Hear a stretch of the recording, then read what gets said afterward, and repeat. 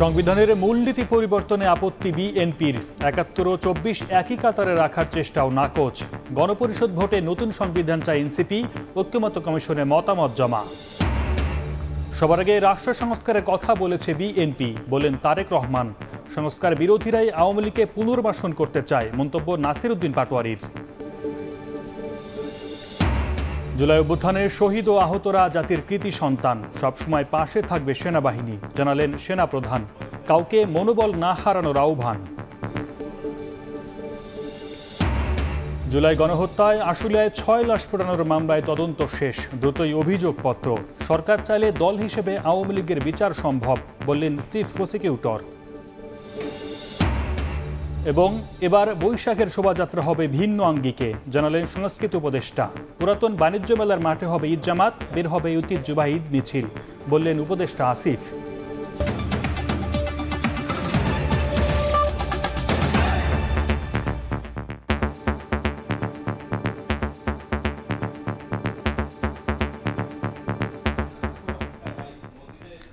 প্রবাসের সময়ের সঙ্গে আছি আমি সর্দার মোহাম্মদ আরিফ। ঐক্যমত্য কমিশনের সংস্কার প্রস্তাবে ৭১ ও ২৪ একই কাতারে রাখার চেষ্টা হয়েছে উল্লেখ করে এটি সমীচীন নয় বলে মনে করছে বিএনপি। সংবিধানের মূলনীতি পরিবর্তনে আপত্তি জানিয়েছে দলটি। এদিকে গণপরিষদ ভোটে নতুন সংবিধান তৈরির পক্ষে মত দিয়েছে এনসিপি।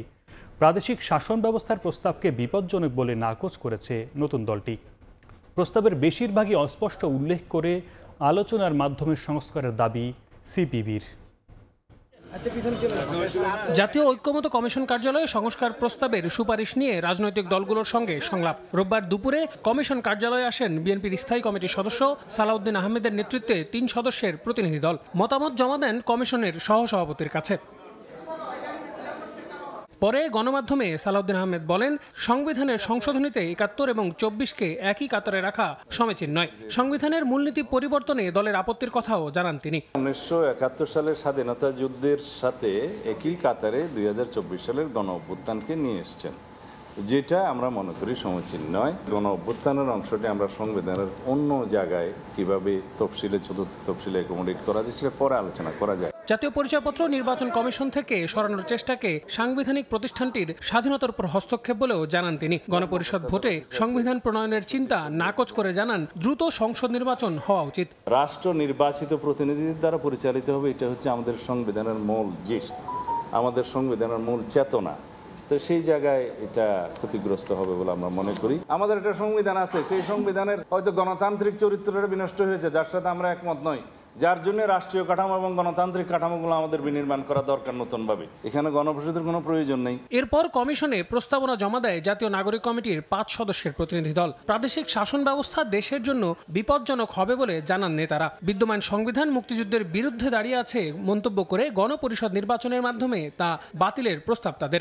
গণপরিষদের মধ্য দিয়ে এই সংবিধান সম্পর্কিত সংস্কারগুলো বা পরিবর্তনগুলো হওয়া দরকার। যেগুলো সংবিধান সম্পর্কিত না, সেগুলো নির্বাচনের আগে অধ্যাদেশ দ্বারা এই সরকারই করতে পারবে। ৭২-এর সংবিধানটা আসলে দাঁড়িয়ে আছে মুক্তিযুদ্ধের ঘোষণাপত্রের বিরুদ্ধে। এই কারণে আমরা বলেছি যে আসলে আমাদের দেশের প্রথম সংবিধান হচ্ছে আমাদের যেটা স্বাধীনতার ঘোষণাপত্র, সেটাই প্রথম সংবিধান, এবং এই ৭২ সংবিধান আসলে তার বিরুদ্ধে একটা সাংবিধানিক কূপ। এরপরেই দলের প্রস্তাবনা জমা দেয় বাংলাদেশ কমিউনিস্ট পার্টি। নেতারা বলেন, কমিশনের দেয়া ১৬৬টি প্রস্তাবের বেশিরভাগই অস্পষ্ট, আলোচনা ছাড়া কোনো সংস্কার সম্ভব নয়। এই ১৬৬টি প্রশ্ন প্রকারান্তরে অনেক কিছু অস্পষ্ট। যখন ওনারা সংলাপ করবেন, আমাদের সুনির্দিষ্ট বক্তব্য, যেটাকে গ্রহণ করছি বলবো, যেটাকে গ্রহণ করতে পারলাম না সেটাকে বলবো, বিকল্প প্রস্তাবও আমরা দেব। এর আগে সকালে ঐক্যমত কমিশনের সঙ্গে সংলাপে প্রস্তাবনা জমা দেয় রাষ্ট্র সংস্কার আন্দোলন। আল আমিন তুষার, সময় সংবাদ, ঢাকা। বিএনপির ভারপ্রাপ্ত চেয়ারম্যান তারেক রহমান বলেছেন, নির্বাচন ব্যবস্থা সহ সব প্রতিষ্ঠান ধ্বংস করেছিল আওয়ামী লীগ, আর সবার আগে রাষ্ট্র সংস্কারের কথা বলেছে বিএনপি। স্বৈরাচারকে বিতাড়িত করতে জনগণের ত্যাগ মাথায় রেখে তাদের প্রত্যাশা অনুযায়ী রাজনৈতিক দলগুলোকে কাজ করার আহ্বান তার। পল্টনে জাতীয়তাবাদী সমমনা জোটের ইফতার মাহফিলে ভার্চুয়ালি বক্তব্যে একথা বলেন তারেক রহমান। জাতীয়তাবাদী সমমনা জোটের ইফতার মাহফিল রোববার রাজধানীর পুরানা পল্টনে এই আয়োজনে বিএনপি জামাত সহ বিভিন্ন দলের নেতারা অংশ নেন। বিদেশে কিছু এজেন্ট দেশে শান্তি শৃঙ্খলা বিনষ্ট করার চেষ্টা করছে উল্লেখ করে বক্তারা বলেন, ফ্যাসিবাদী আওয়ামী লীগকে রুখে দিতে সবাইকে ঐক্যবদ্ধ থাকতে হবে। আওয়ামী লীগের সঙ্গে আমাদের ঠেলে দেওয়ার কোনো সুযোগ নাই, যত চেষ্টাই করেন, কারণ আমরাও আওয়ামী লীগের প্রাতিষ্ঠানিক বিচার চাই। আমরা যে আওয়ামী জাহিলিয়াতকে পরাজিত করেছি তার কখনো বাংলাদেশে ফিরে আসবে না। জনগণ রাজপথে নেমেছিল বলেই স্বৈরাচার মাফিয়া বিদায় নিতে বাধ্য হয়েছে। তাই জনগণের প্রত্যাশা অনুযায়ী রাজনৈতিক দলগুলোকে কাজ করার আহ্বান জানান বিএনপির ভারপ্রাপ্ত চেয়ারম্যান তারেক রহমান। আমাদের রাজনীতির সবচেয়ে বড় পুঁজি হচ্ছে এই দেশের জনগণ। কাজেই এই বিষয়গুলোকে যদি আমরা মেরামত না করি, এই কাঠামো, রাষ্ট্রের এই কাঠামোগুলোকে যদি মেরামত না করি, এই দেশকে আমরা আমাদের কাঙ্ক্ষিত লক্ষ্যে নিয়ে যেতে পারবো না, মানুষের প্রত্যাশা অনুযায়ী গড়ে তুলতে সক্ষম হব না।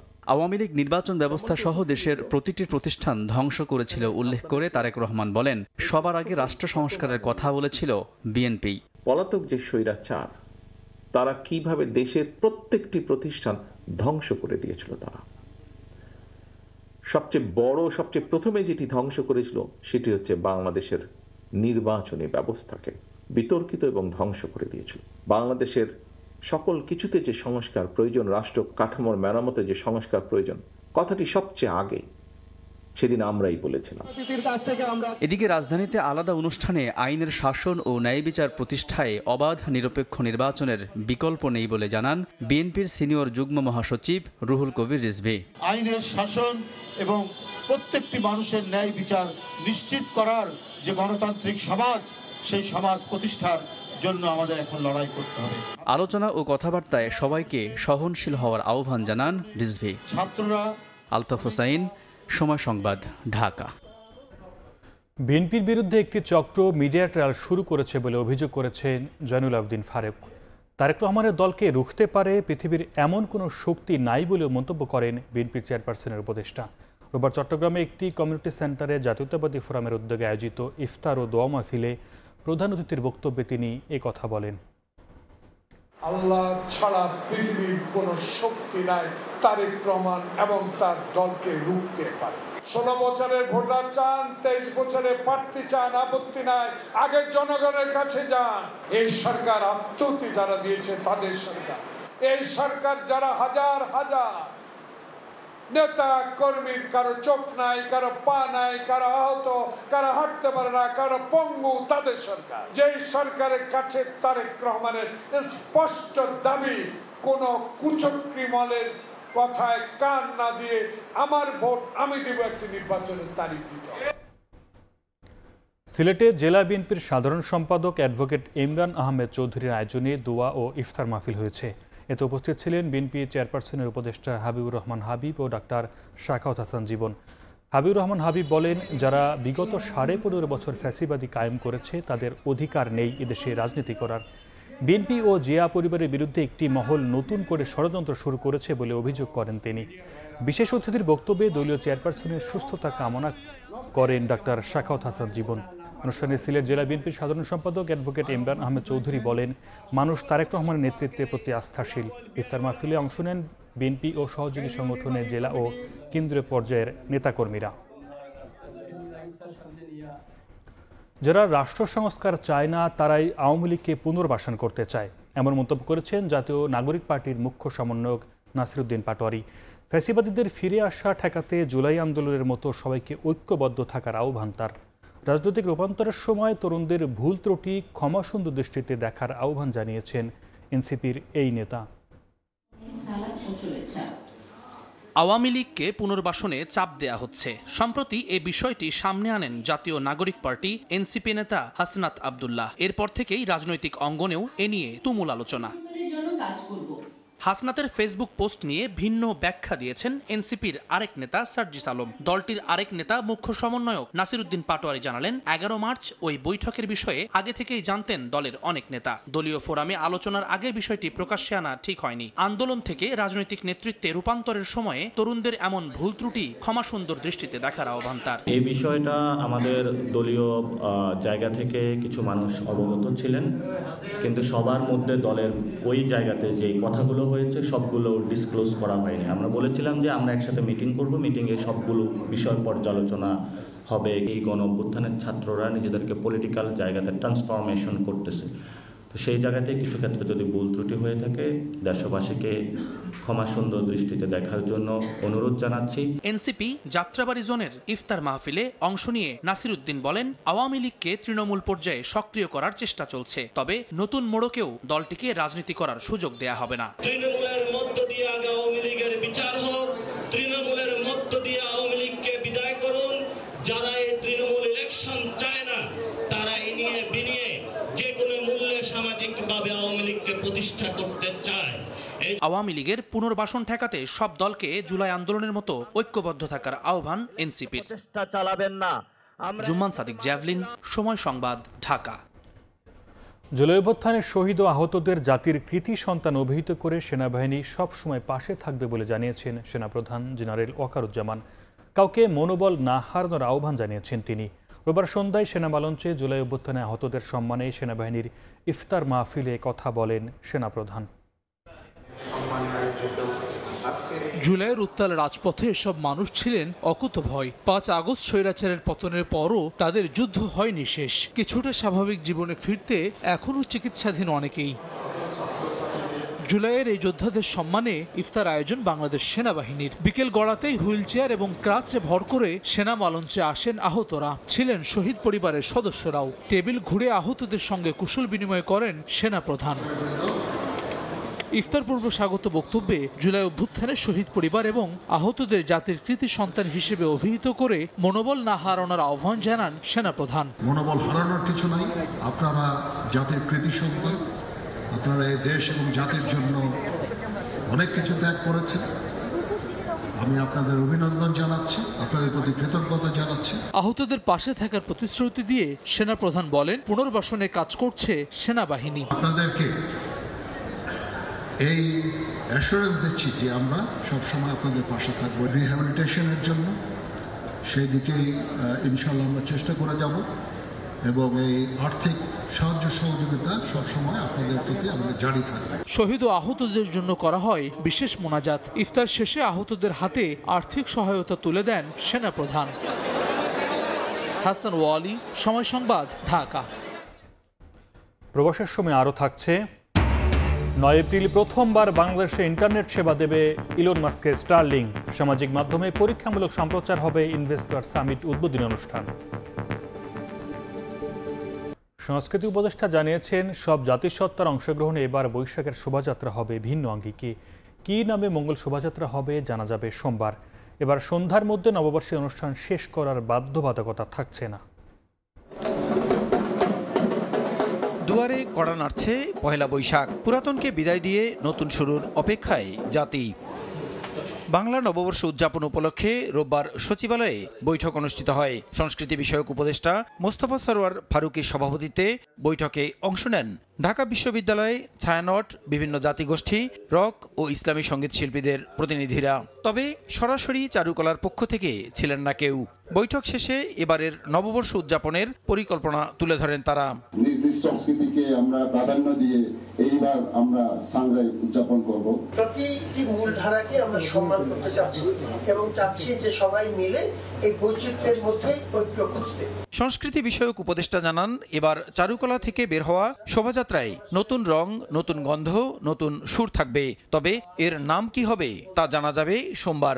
এর নাম ছিল আনন্দ শোভাযাত্রা, সেখান থেকে হয়েছে মঙ্গল শোভাযাত্রা। যে নাম একবার পরিবর্তিত হয়েছে, যদি সবাই সর্বসম্মত হয় তাহলে আবার পরিবর্তন হতে পারে, আবার যদি সবাই সম্মত হয় পরিবর্তন নাও হতে পারে। উপদেষ্টা জানান, নববর্ষের অনুষ্ঠান সন্ধ্যার মধ্যেই শেষ করার বিধিনিষেধ থাকবে না এবার। তো একটা সাংস্কৃতিক অনুষ্ঠান কয়টা পর্যন্ত চলতে পারে, কতক্ষণ পর্যন্ত পুলিশ নিরাপত্তা দিবে, এগুলো নিয়ে পুলিশ একটা নির্দেশনা দিবে। কিন্তু আমরা যেটা বলেছি, দার্শনিকভাবে সূর্যাস্তের মধ্যে অনুষ্ঠান বন্ধ করতে হবে, এটা আমাদের সিদ্ধান্ত এবার না। রমনা বটমূলে অন্য বছরের মতোই ছায়ানটের বর্ষবরণ আয়োজিত হবে, আর এবার সুরের ধারার অনুষ্ঠান হবে ধানমন্ডির রবীন্দ্র সরোবরে। প্রসূন আশিস, সময় সংবাদ, ঢাকা।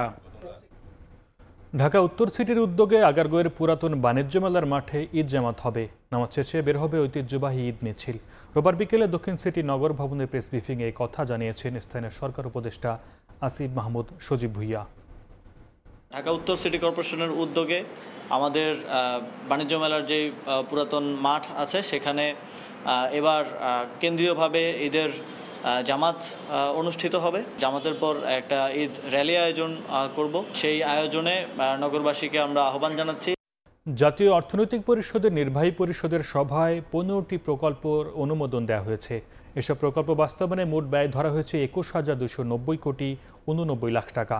এর মধ্যে সরকারের অর্থায়নে 14,193 কোটি 57 লাখ টাকা, প্রকল্প ঋণ 6,539 লাখ 29 লাখ টাকা এবং সংস্থার নিজস্ব অর্থায়ন 406 কোটি 59 লাখ টাকা। রোববার প্রধান উপদেষ্টা ডক্টর ইউনূসের নেতৃত্বে একনেকের সভায় এসব প্রকল্পের অনুমোদন দেওয়া হয়। সভা শেষে সাংবাদিকদের এ তথ্য জানান পরিকল্পনা উপদেষ্টা। প্রবাসের সময় আরও থাকছে, বাংলাদেশের বিপক্ষে ম্যাচের আগেই ভারতের চরম নোংরামি। প্র্যাকটিসে নামতে অল ইন্ডিয়া ফুটবল ফেডারেশনকে দিতে হচ্ছে অর্থ, কিছুই জানেন না, দাবি মেঘালয় অ্যাসোসিয়েশনের।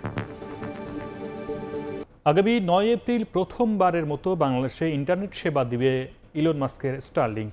সেদিন পরীক্ষামূলকভাবে বাংলাদেশ ইনভেস্টমেন্ট সামিটের উদ্বোধনী অনুষ্ঠান সরাসরি সম্প্রচার করা হবে স্টারলিংকের মাধ্যমে। রোববার বিকেলে ফরেন সার্ভিস একাডেমিতে সংবাদ সম্মেলনে তথ্য জানান বিডার নির্বাহী চেয়ারম্যান। অবশেষে আগামী 9 এপ্রিল বাংলাদেশে পরীক্ষামূলকভাবে শুরু হচ্ছে মার্কিন টেলিযোগাযোগ সংস্থা স্টারলিংকের ইন্টারনেট সেবা। ওই দিন বিডা আয়োজিত ইনভেস্টমেন্ট সামিটের উদ্বোধনী অনুষ্ঠান সামাজিক যোগাযোগ মাধ্যমে সম্প্রচার করা হবে স্টারলিংকের মাধ্যমে। রোববার বিকেলে আগামী 7 এপ্রিল শুরু হতে যাওয়া 4 দিনব্যাপী সামিটের আদ্যপান্ত তুলে ধরতে রাজধানীর ফরেন সার্ভিস একাডেমিতে আয়োজিত সংবাদ সম্মেলনে এ তথ্য জানান বিডার নির্বাহী চেয়ারম্যান। এটা নিয়ে আমরা অনেকগুলো সংস্থাই একসাথে স্টারলিংকের সাথে কাজ করছি, আপনারা জানেন। তো আমরা ডেমো ডে হিসাবে 9 তারিখে আমরা স্টারলিংকে ইউজ করব। এ সময় জানানো হয় সামিটের প্রথম 2 দিন দেশের অর্থনৈতিক অঞ্চলগুলো ঘুরে দেখবেন 50 দেশের বিনিয়োগকারী। সামিটে গুরুত্ব পাবে কৃষি, নবায়নযোগ্য জ্বালানি, তথ্য প্রযুক্তি ও স্টার্টআপ। মেটা থেকে লোকজন আসছেন, আমাদের উবারের সিনিয়র একজন ভদ্রলোক আসছেন, টেলেনর থেকে আসছেন, এক্সেলারেট এনার্জির প্রেসিডেন্ট আসছেন। বাংলাদেশে দীর্ঘমেয়াদী বিনিয়োগ পরিস্থিতি ও কর কাঠামো নিয়ে বিদেশিদের শঙ্কা দূর করতে এবার সামিটে দেশের বড় 3 রাজনৈতিক দলও বিশেষভাবে কাজ করবে বলে জানায় বিডা। রাজনৈতিক দল হচ্ছে বিএনপি, জামাত এবং এনসিপি। কামরুল হাসান সবুজ, সময় সংবাদ, ঢাকা। সিম কার্ডের পরিবর্তে ওয়াইফাই ব্যবহার করে মোবাইল নম্বরে ভয়েস কলের কার্যকারিতা পরীক্ষা করেছে মোবাইল অপারেটররা। ব্রডব্যান্ড ইন্টারনেট সেবাদাতাদের নেটওয়ার্ক ব্যবহার করে চালু হবে ভয়েস ওভার ওয়াইফাই সেবা। অপারেটররা বলছে, এই সেবা চালু হলে সিমে নেটওয়ার্ক না থাকলেও সংশ্লিষ্ট হ্যান্ডসেটের ওয়াইফাই সংযোগ দিয়ে অন্য মোবাইল নম্বরে কল করা যাবে। এতে গ্রাহকের ব্যান্ডউইথ খরচ হলেও সরাসরি অর্থ ব্যয় হবে না, কমবে কল ড্রপের হার। শুভ খানের রিপোর্ট। শহরের ঘনবসতিপূর্ণ এলাকায় উঁচু ভবন কিংবা রুমের ভেতর থেকে মোবাইলে ভয়েস কল করতে গিয়ে হরহামেশাই নেটওয়ার্ক থাকে না, অথবা কল করা গেলেও হয় কল ড্রপ, শোনা যায় না কথাও। এমন প্রেক্ষাপটে গ্রাহকদের জন্য ভয়েস ওভার ওয়াইফাই প্রযুক্তি চালু করতে চায় মোবাইল অপারেটররা। এর মাধ্যমে প্রথাগত নেটওয়ার্কের পরিবর্তে ওয়াইফাই ব্যবহার করে আইপি নেটওয়ার্কের মাধ্যমে ভয়েস কল করা যাবে। ইতোমধ্যে পুরান ঢাকা সহ রাজধানীর বেশ কয়েকটি এলাকায় আইএসপিদের নেটওয়ার্কের মাধ্যমে ভিও ওয়াইফাই সেবার কার্যকারিতা পরীক্ষা করেছে মোবাইল অপারেটররা। এই প্রযুক্তির মাধ্যমে কল করলে ভয়েস কোয়ালিটি স্পষ্ট ও উচ্চমানের হয়। স্থিতিশীল ওয়াইফাই নেটওয়ার্ক ব্যবহার করায় কমবে কল ড্রপ। হোয়াটসঅ্যাপ মেসেঞ্জারের মতো এই প্রযুক্তিতে কথা বলতে গ্রাহকের শুধু ওয়াইফাই ডাটা খরচ হবে, কলের জন্য আলাদা কোনো চার্জ কাটা হবে না। আমরা যে সমস্যাগুলো পড়ি যে সাধারণত সাইট পাওয়া যাচ্ছে না, পর্যাপ্ত স্পেকট্রাম আমাদেরকে অ্যালোকেট করা হয়নি, এই কারণগুলোর কারণে আমরা যে ইনডোর কভারেজ দিতে পারছি না, এটা একটা সমাধান আমরা মনে করি যে এই ভয়েস ওভার ওয়াইফাই। আইএসপিকে কিভাবে দিব, এই voice call revenue terminating operator কিভাবে পাবে, এটার জন্য একটা রেগুলেটরের পক্ষ থেকে কিন্তু একটা ইন্টারভেনশন দরকার। নিজেদের ব্যবসায়িক স্বার্থ রক্ষা করেই ভয়েস ওভার ওয়াইফাই সেবায় যুক্ত হতে চায় ব্রডব্যান্ড ইন্টারনেট সেবাদাতারা। অপারেটরদের বেনিফিট থাকবে তাহলে অবশ্যই আমরা তাদের সাথে থাকব, আর যদি আমাদের বেনিফিট না থাকে তাহলে সেখানে আমাদের থাকার কোনো প্রশ্নই আসে না। দুর্বল নেটওয়ার্ক নিয়ে গ্রাহক ভোগান্তি বিবেচনায় দ্রুত ভয়েস ওভার ওয়াইফাই সেবা চালু করা হবে বলে জানালেন প্রধান উপদেষ্টার বিশেষ সহকারী। এই ঘরে নেটওয়ার্ক পাওয়ার কথা ছিল, ভয়েস ওভার ওয়াইফাই এর মাধ্যমে এই কাজগুলো কেন হলো না? এমএনওগুলোর জন্য আমরা ভয়েস ওভার ওয়াইফাই চালু করে দেওয়ার চেষ্টা করব। বর্তমানে দেশের 18.5 কোটির বেশি গ্রাহককে মোবাইলে সেবা দিচ্ছে 4 অপারেটর, আর ব্রডব্যান্ড ইন্টারনেট সেবা দিচ্ছে প্রায় 3000 আইএসপি অপারেটর। শুভ খান, সময় সংবাদ, ঢাকা। এবার ঈদ উল ফিতরের টানা 9 দিনের ছুটি, সোমবার থেকে শুরু হচ্ছে ঈদ যাত্রা। ঘরমুখে মানুষের ছুটে চলা স্বস্তির হওয়ার প্রত্যাশা থাকলেও চন্দ্রা বাইপেল মহাসড়কের উন্নয়ন কাজ অব্যবস্থাপনা ভোগান্তির কারণ হতে পারে উত্তরের যাত্রীদের। ঈদযাত্রা নির্বিঘ্নে মহাসড়কে পাশে অবৈধ স্থাপনা সরিয়ে দেওয়া সহ প্রয়োজনীয় পদক্ষেপ নেওয়ার দাবি যাত্রীদের। পথে পথে ভোগান্তি থেকে রেহাই পেতে আগেভাগে যাত্রা শুরু শেকড়ের টানে। এবারের ঈদে লম্বা ছুটি, সোমবার থেকে শুরু হচ্ছে ঈদ যাত্রা। তবে তার আগেই বাস কাউন্টারে বেড়েছে যাত্রী চাপ। শিক্ষা প্রতিষ্ঠান ছুটি থাকায় বাড়ির পথ ধরেছেন কেউ কেউ। যানজট ভোগান্তি এড়াতে অনেকে গ্রামে পাঠিয়ে দিচ্ছেন স্ত্রী সন্তানদের। রাস্তায় জাম বেশি পড়বে, ছোট বাচ্চা কাছে নিয়ে যাওয়ার সমস্যা হবে, এই জন্য ফ্যামিলিগুলো আগে পাঠিয়ে দিচ্ছে। পরিপূর্ণভাবে ঈদের যে একটা যাত্রা এখনো শুরু হয় না ওইভাবে। ঘরমুখ মানুষের যাত্রা স্বস্তি হওয়ার প্রত্যাশা থাকলেও চন্দ্রা বাইপাইল মহাসড়কে উন্নয়ন কাজ অব্যবস্থাপনা ভোগান্তির কারণ হতে পারে বলে আশঙ্কা করা হচ্ছে। ভোগান্তিতে পড়তেও পারেন উত্তরের বাসিন্দারা। চালকরা বলছেন সাধারণ দিনে 10 মিনিটের পথ পাড়ি দিতে লাগছে 2 থেকে 3 ঘন্টা। সেখানে ঈদ ঘিরে গাড়ির চাপ বাড়লে দুর্ভোগ বাড়বে কয়েক গুণ। সন্ধ্যার দিক দিয়ে জাম নামের একটু বেশি পড়ে, রপ্তানি থেকে বাইবেল পর্যন্ত 1-2 ঘন্টা সময় লেগে যায়। নবীনগর চন্দ্রা মহাসড়কে কয়েকটি পয়েন্টে চলছে আশুলিয়া এলিভেটেড এক্সপ্রেস নির্মাণের কাজ। ইট বালু সহ নানা নির্মাণ সামগ্রী সড়কে রাখা। হাইওয়ে পুলিশ বলছে নবীনগর চন্দ্রা ও আব্দুল্লাপুর বাইপাইল মহাসড়কের 11টি পয়েন্টে ভোগান্তির শঙ্কা রয়েছে।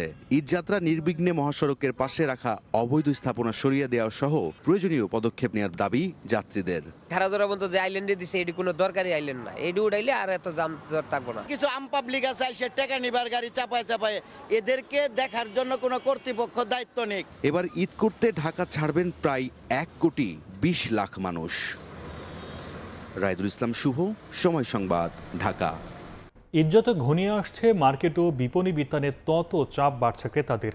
শেষ মুহূর্তে সকাল থেকে রাত দিনের পুরোটা সময় চলছে জমজমাট কেনাকাটা।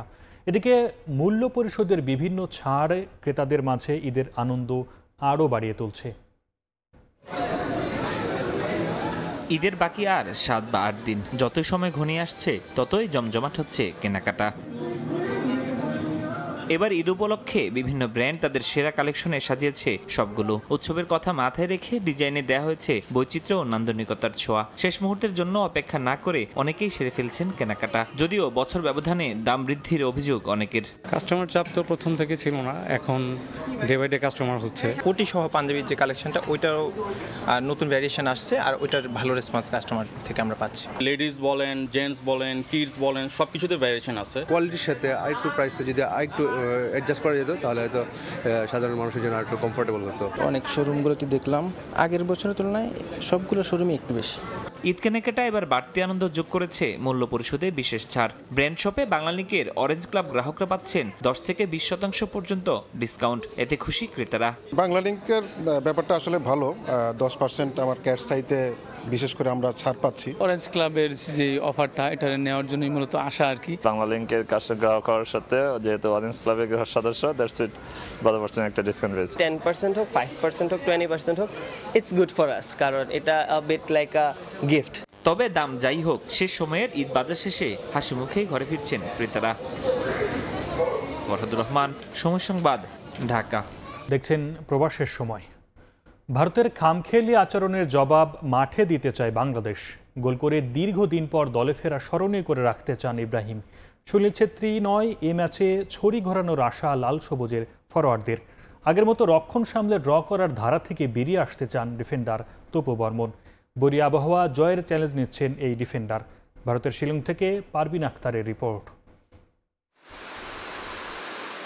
শিলংয়ে তীব্র শীতের মাঝে ভারী বৃষ্টি, ঠান্ডায় হাত পা জমে যাওয়ার মতো অবস্থা। এর মাঝেই শুরু ভারত ম্যাচের প্রস্তুতি। বৈরী আবহাওয়ায় অনুশীলন বাতিলের শঙ্কা থাকলেও নির্ধারিত সময় মাঠে হাজির লাল সবুজ। ম্যাচ ভেন্যুতে অনুশীলনের সুযোগ না মেলায় শিলং স্পোর্টস অ্যাসোসিয়েশনের এই আর্টিফিশিয়াল টার্ফই ভরসা। কদিন আগে সৌদি আরবের তায়েফে ঠিক এমন ঠান্ডা ও বৃষ্টির মাঝেই কন্ডিশনিং ক্যাম্প করে এসেছে বাংলাদেশ। তবে সে সময় দলের সঙ্গে ছিলেন না হামজা। শেফিল্ড তারকার দলের সঙ্গে মানিয়ে নিতে চাই প্রস্তুতির সুযোগ, তবে সেটাই বা অল ইন্ডিয়া ফুটবল ফেডারেশনের গড়িমসিতে মিলছে কই?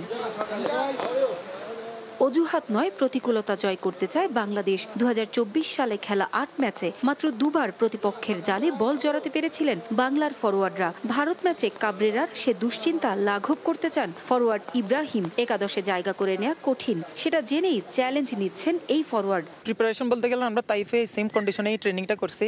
আশা করি এখানে সমস্যা হইলেও আশা করি অত বেশি সমস্যা হবে না, যেহেতু আমরা তাইফে এই সেম ওয়েদারে প্র্যাকটিস করছি। দলের সবার অবস্থা ভালো। দেন পার্সোনালি বলতে গেলে অনেকদিন পরে ন্যাশনাল টিমে ব্যাক করছি। চাইবো যে ম্যাচটা যদি বেস্ট এলিমেন্টে খেলতে পারি তো অবশ্যই ভালো লাগবে, প্লাস যদি চেঞ্জিংয়ে খেলতে পারি ট্রাই করবো যে দলে ইম্প্যাক্ট রাখার। গেল কয়েক বছরে আন্তর্জাতিক মঞ্চে জয়ের চেয়ে গোল হজম না করার দিকেই বেশি মনোযোগ ছিল বাংলাদেশ দলের। হামজার ছোঁয়ায় বদলে যাওয়া লাল সবুজ সে ধারা ভাঙতে চায় এবার। সুনীল ছেত্রীর ফেরাকে জয় উৎসবে রাঙাতে দিতে চান না তপু বর্মন। উল্টো ঘরোয়া লিগের পারফরমেন্সের আত্মবিশ্বাসে জয়েই চোখ তার। অনেকগুলো ম্যাচই খেলেছি ইন্ডিয়ার সাথে, আর আসল করে আপনার এইবারের ম্যাচটা ডিফারেন্ট। আমাদের মনোযোগী হতে হবে এবং 100% দিয়ে কনসেন্ট্রেট রাখতে হবে। আর যেটা বললেন যে সেট পিসে পজিটিভ, যেটা আপনার আমি ঘরোয়া লিগে আপনার প্রায় 7টা গোল করেছি, তো অবভিয়াসলি এইটা আমাকে একটু মোটিভেটেড করে যেন আমি এই ম্যাচেও যেন দেশের জন্য গোল করতে পারি। এটা আমার একটা টার্গেট থাকবে, আর একটা টার্গেট থাকবে যেন গোল কনসিড না করি। সেট পিসের দুর্বলতা কাটাতেও অনুশীলনে বাড়তি জোর দিচ্ছেন কোচ হাভিয়ের কাবরেরা। তীব্র ঠান্ডা, দিনভর বজ্রবৃষ্টি, এর মাঝেও অনুশীলন অব্যাহত রেখেছে বাংলাদেশ জাতীয় ফুটবল দল। লক্ষ্য একটাই, হামজার অভিষেক ম্যাচ জয়ে স্মরণীয় করে রাখা। মেঘালয়ের শিলং থেকে পারভিন আক্তার, সময় সংবাদ। ভারতের বিপক্ষে ম্যাচের আগে বাংলাদেশ দলের মনোবল ভাঙতে সব ধরনের চেষ্টা চালিয়ে যাচ্ছে অল ইন্ডিয়া ফুটবল ফেডারেশন। অনুশীলন বাধাগ্রস্ত করতে ভেন্যু নিয়ে তৈরি করেছে জটিলতা। বাংলাদেশ অর্থের বিনিময়ে সেখানে অনুশীলনের সুযোগ পেলেও তা অস্বীকার করেছে মেঘালয় ফুটবল অ্যাসোসিয়েশন।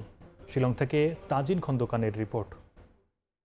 তারা যেটা বলছে বা যে জিনিসটা হয়েছে এটা সম্পূর্ণ মেল করা আছে এবং এটা এটা এটা আমাদের এখানে কারোর সাথে কোনো ডিল হয় নাই। No, not at all. You can clarify from the manager or from Bangladesh team. Bangladesh দলের প্র্যাকটিস ভেন্যু নিয়ে কেন এত গড়িমসি অল ইন্ডিয়া ফুটবল ফেডারেশনের? বারবার ভেন্যু বদল, অর্থের বিনিময়ে প্র্যাকটিস গ্রাউন্ড বরাদ্দ, শিডিউল পরিবর্তন সহ কি না করছে তারা। মনোবল ভেঙে দিতে যত ধরনের কূটকৌশলের আশ্রয় নেওয়া যায় তার কোনো কিছুই বাদ দিচ্ছে না ভারত। এবার জানা গেল অবাক করা এক তথ্য, বাংলাদেশ দলের প্র্যাকটিস ভেন্যু নিয়ে যত ধরনের জটিলতা তার সবই করছে ভারতীয় ফুটবল ফেডারেশন। জওহরলাল নেহেরু স্টেডিয়ামের গ্রাউন্ড 2 এর টার্ফে বাংলাদেশের অনুশীলনে গুনতে হচ্ছে অর্থ, তবে এই টাকা নিচ্ছে কারা? মেঘালয় ফুটবল অ্যাসোসিয়েশনের টার্ফে অনুশীলন হলেও সংশ্লিষ্টদের দাবি তারা কোনো অর্থই নিচ্ছে না। ধারণা নেই অর্থের বিনিময়ে অনুশীলনের ব্যবস্থা করে দেওয়ার এই ঘটনা নিয়েও। No, not at all. You can clarify from the manager or from Bangladesh team. এখানে অনুশীলনের জন্য আমরা কোনো ধরনের টাকা নিচ্ছি না। তোমরা তোমাদের টিম ম্যানেজমেন্টের সঙ্গে কথা বলে যাচাই করে নিতে পারো। মেঘালয় ফুটবল অ্যাসোসিয়েশন চায় অতিথিদের সহযোগিতা করতে, তবে কারা তোমাদের কাছ থেকে টাকা নিচ্ছে তা বলতে পারছি না। বাংলাদেশ ফুটবল ফেডারেশনকে শর্ত দেওয়া হয়েছে, টাকা না দিলে প্র্যাকটিসের ভেন্যু মিলবে না কোনো মতেই। শুধু শর্তই নয়, একরকম হুঁশিয়ারি দিয়ে রেখেছে তারা। মেঘালয় ফুটবল অ্যাসোসিয়েশন অর্থ দাবি না করলেও তাদের উপর চাপ প্রয়োগ করছে অল ইন্ডিয়া ফুটবল ফেডারেশন। এটা এখন আপনারা জিজ্ঞেস করার পর থেকে আমাদের কাছে অলরেডি এটা বিএফএফ এর কাছে জিজ্ঞেস করলে তাদের কাছে এই টোটাল জিনিসটার মেইল করা আছে।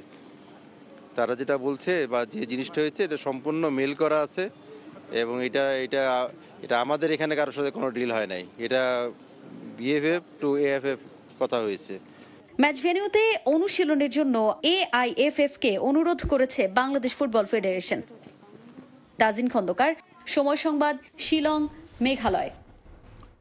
বাংলাদেশ ক্রিকেট বোর্ডের বর্তমান কার্যনির্বাহী কমিটির 19তম সভাকাল। মূল এজেন্ডা কোচিং স্টাফদের সঙ্গে চুক্তি নবায়ন আর BPL রেভিনিউ শেয়ারিং। গুরুত্ব পাবে ওয়ানডে আর T20-তে অধিনায়কত্ব। PSL-এ ক্রিকেটারদের অনাপত্তিপত্র প্রদান, অভ্যন্তরীণ নিয়োগ, নির্বাচকের শূন্যস্থান পূরণ, জিম্বাবুয়ে সিরিজের পরিকল্পনা নিয়ে আলোচনা হবে এদিন। টেবিলে উঠতে পারে সাকিব আল হাসান ইস্যুও। মিরপুরে দুপুর 12টায় শুরু হবে এই বোর্ড সভা। অনেক আলোচনা সমালোচনা আছে, তবে একটা বিষয় নিয়মিত।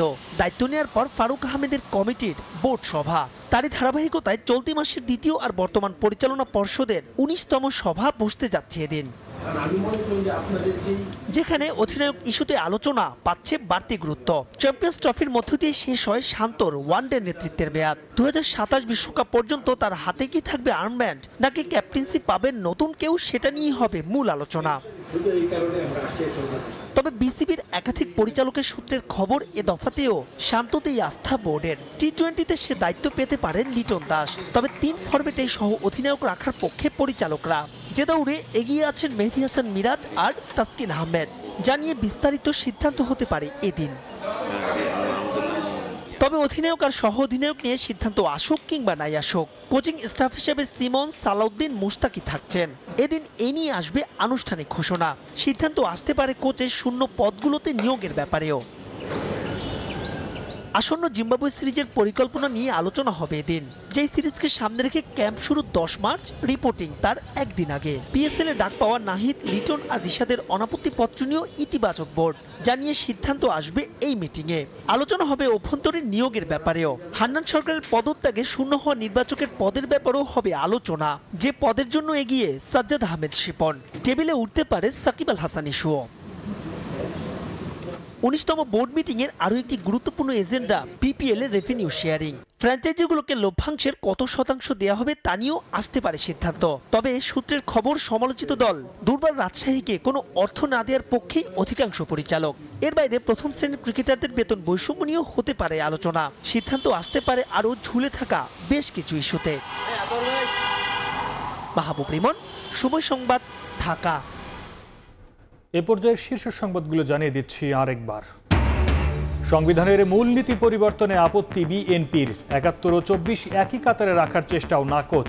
গণপরিষদ ভোটে নতুন সংবিধান চায় এনসিপি, ঐকমত্য কমিশনে মতামত জমা। সবার আগে রাষ্ট্র সংস্কারের কথা বলেছে বিএনপি, বলেন তারেক রহমান। সংস্কার বিরোধীরাই আওয়ামী লীগকে পুনর্বাসন করতে চায়, মন্তব্য নাসির উদ্দিন পাটোয়ারির। এবং জুলাই অভ্যুত্থানের শহীদ ও আহতরা জাতির কৃতি সন্তান, সব সময় পাশে থাকবে সেনাবাহিনী, জানালেন সেনাপ্রধান। কাউকে মনোবল না হারানোর আহ্বান।